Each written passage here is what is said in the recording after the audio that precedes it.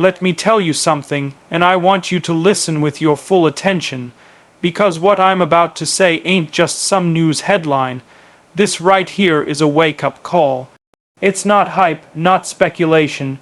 It's reality unfolding in slow motion, and if you blink, you might just miss the greatest power shift of our time. See, people been asking me all over, do you think India's really got what it takes to take America's place as the next global superpower? And you know what I tell them, I don't think I know, and you should too. India is mastering the balance between tradition and transformation, making it the only civilization ready for long-term global leadership. It marked the birth of India's assertive military doctrine backed by innovation. This isn't simply about armed might or the volume of firepower. This is about strategic wisdom, evolved thought, and the precision that comes from millennia of philosophical endurance blended with modern technological insight. India has understood something the world is still catching up to. Power without purpose is noise, and purpose without power is vulnerability. True leadership comes when a nation carries forward the weight of its cultural depth, while simultaneously bending steel and code to its will. This is what India is doing. It isn't mimicking Western structures or following the centralized Chinese command model.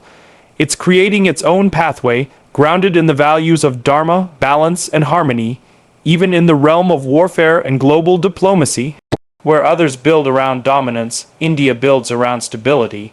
Where others chase control, India chases credibility. It is the only country attempting to mold a new kind of superpower identity, one that does not erase its past, but reimagines it for the future. In every hall of power across the globe, from Washington to Moscow to Tokyo, leaders are quietly recalibrating their perception of India, not just because of its GDP growth or defense budget or population metrics, but because of something more intangible, consistency in identity. While most modern powers are locked in an identity crisis, torn between populism, isolationism, or hyper-globalism, India is displaying a surprising steadiness. This steadiness doesn't come from inertia. It comes from its thousands of years of civilizational evolution. It knows what it is. It knows what it isn't. And that clarity of self is the greatest form of national confidence. Look at the way India integrates its ancient civilizational values into its modern machinery. In space, they put a rover on the moon's south pole, not as a spectacle, but as a statement that they are no longer just participants in science. They are shaping its frontier. That same mission carried the names of ancient texts, prayers, and philosophies engraved into its symbolic core. In the West, science and spirituality have long stood in opposition. In India, they dance together, and that dance has become a rhythm that sustains momentum across disciplines. Whether it's biotechnology, AI, or renewable energy. In military evolution, India's transformation is even more telling.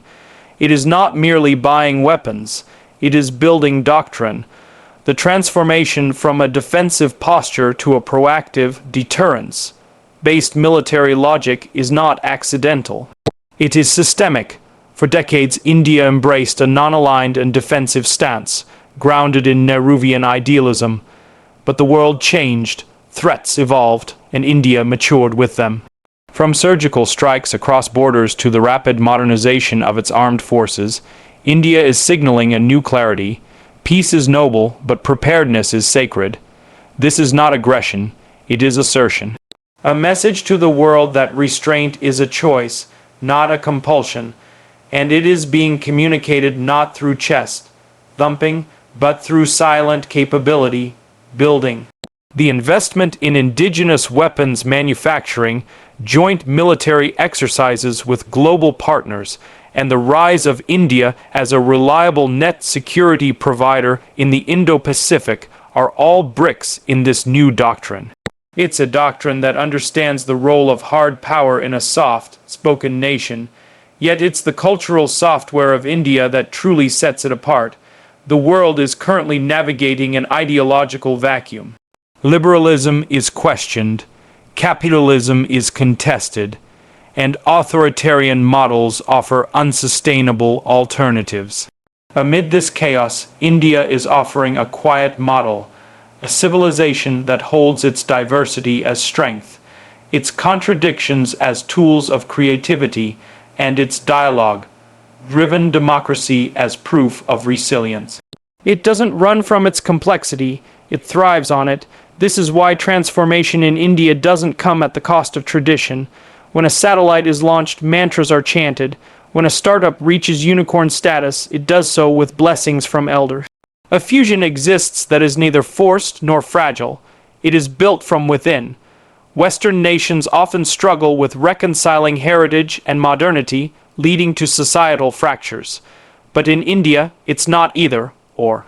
It's both. That duality is the country's most underappreciated strength, and it's what allows India to grow without forgetting, to advance without amputating. India is not a nation. It is a living civilization. That distinction matters more than people realize. A nation can be formed in decades, sometimes even years, but a civilization takes thousands of years, oceans of ideas, and generations of trials. Civilizations remember. They have memory, they understand cycles of rise, fall, rebirth, and that collective memory makes them patient even when the world is in a rush. It makes them cautious even when others provoke. But it also makes them dangerous in the most refined way, because when a civilization awakens, it doesn't make noise. It makes asterisk moves asterisk. India's moves are becoming impossible to ignore. It is courting allies without becoming a satellite state. It is pushing reforms without losing cohesion. It is standing firm without posturing. This is not the volatility of a rising power. It is the maturity of one that has already risen in mind and is now catching up in matter.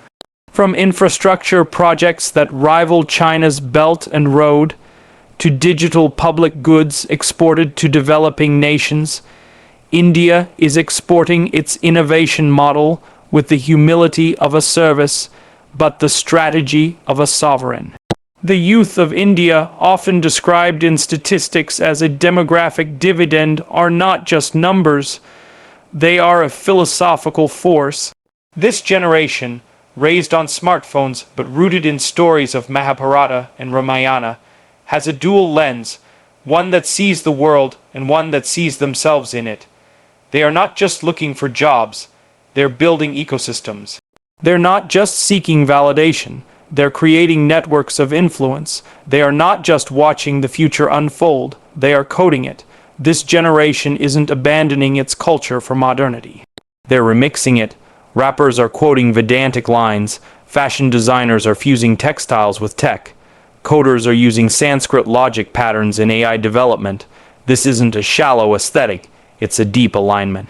It is proof that India's cultural hardware is compatible with the software of the future.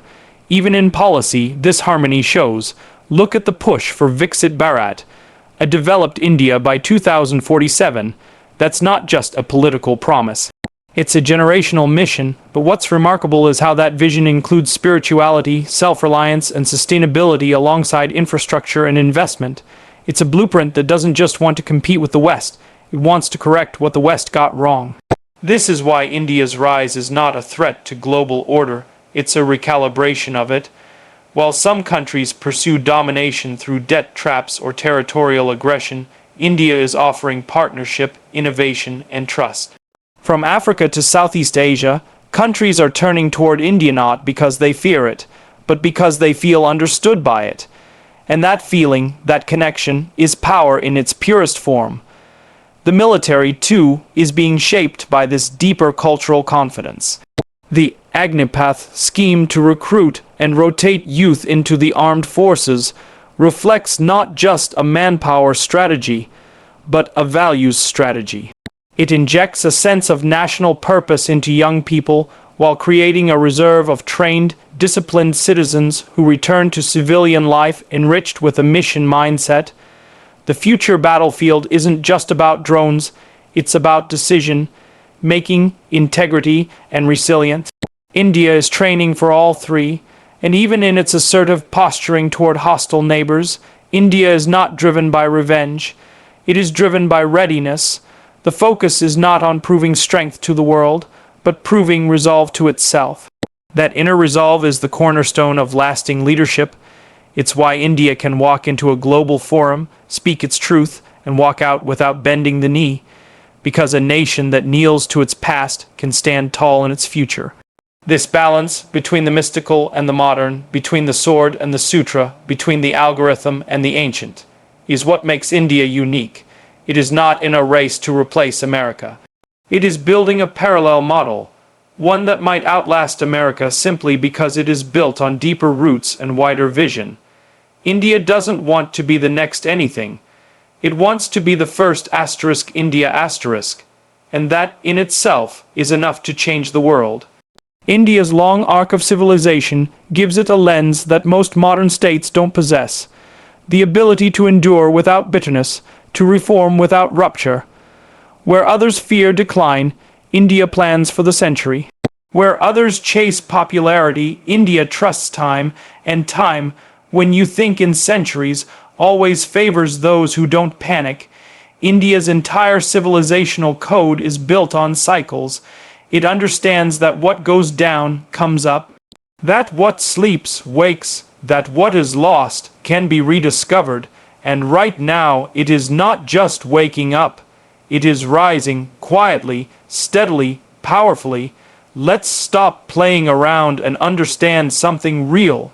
This isn't about beating drums or showing off muscle. This is about a calculated, disciplined, generational masterplan unfolding brick by brick, code by code, idea by idea, and guess who's executing it? A country that was once dismissed, once colonized, once overlooked. But now India is building a legacy. Now, before you start comparing GDP and global rankings like you're on Wall Street, let me pull you back to something deeper. Real power ain't just in how many nukes you got or how many billions you print. Real power is in your mindset. It's in how you think, how you innovate, how you bounce back when history tries to write you off. And India has been dismissed more times than we can count, but every time they rise, every time they adapt, every time they evolve, you don't just wake up one morning and say, I want to be a superpower. No, no, no. It starts long before that. It starts in the classrooms. It starts with every parent pushing their kid to aim higher. It starts in the tech labs, in the rural villages, in the streets of Delhi, Mumbai, Hyderabad. It starts with belief. And let me tell you something, the Indian people got belief running through their veins like wildfire. You look at Silicon Valley, and what do you see? CEO of some of the biggest companies, Google, Microsoft, IBM, all have Indian roots. That's not a coincidence, my friend. That's the fruit of long-term investment in education, values, and resilience. India ain't just sending talent abroad. They're reclaiming it. The brain drain, oh, that's turning into brain gain. Because now, those same minds are coming back home, armed with global experience and ready to build something even bigger on their own soil. Now let's talk tech. India ain't trying to copy anybody. They're doing their own thing. They created Aadhaar, the largest biometric ID system in the world. You know what that means. Over 1 billion people are digitally identified and empowered. Financial inclusion at a scale that no Western nation ever dared to try. They leapfrogged the credit card era and went straight to mobile banking. Pay with a thumbprint, transfer with a QR code. They didn't ask for permission. They created the future on their own terms. And don't even get me started on digital infrastructure. The U.S. talks about building back better. India's already laying down fiber optic cables in places where there ain't even proper roads. Why? Because they know the next war ain't gonna be fought with tanks. It's gonna be fought with data, with algorithms, with control over digital ecosystems. And in that arena, India's moving faster than anybody else. But hold on. It ain't just about tech. You think they forgot about manufacturing? Think again. The world saw what happens when you rely too much on one country for production. When the pandemic hit and China shut down, the whole planet felt it. But guess who stepped in? India. Make in India isn't a slogan, it's a strategy. They're building semiconductors, assembling iPhones, exporting defense equipment, not just for survival, for dominance. See, when America rose to power, it had a mission, a belief that it was the beacon of freedom, the land of opportunity. And it built everything around that identity. Now here comes India, not trying to be America 2.0, but something unique. They're saying, we'll take your capitalism, but we'll mix it with our values. We'll take your tech, but we'll run it through our lens. They ain't copying, they're customizing. And let's not pretend like the West isn't watching. You think Washington, D.C. doesn't feel the shift. You think they don't see how global alliances are tilting toward New Delhi. From defense pacts with France, to trade with the UAE, to joint ventures with Japan, India is playing chess while others are playing checkers. Slowly, methodically, and with a level of patience that terrifies people who are used to instant results. You can't fake this. You can't Instagram this. You can't tweet your way into becoming a superpower. You build your way into it. And India, they've been building for decades, quietly, consistently, without needing a spotlight. Now let's get real about the U.S. It's still powerful, still influential, still respected, but the cracks are showing. Polarization, debt, overextension, a generation questioning its own identity. Meanwhile, across the world, you've got a country of 1.4 billion that's just getting warmed up. You've got youth hungry to prove themselves.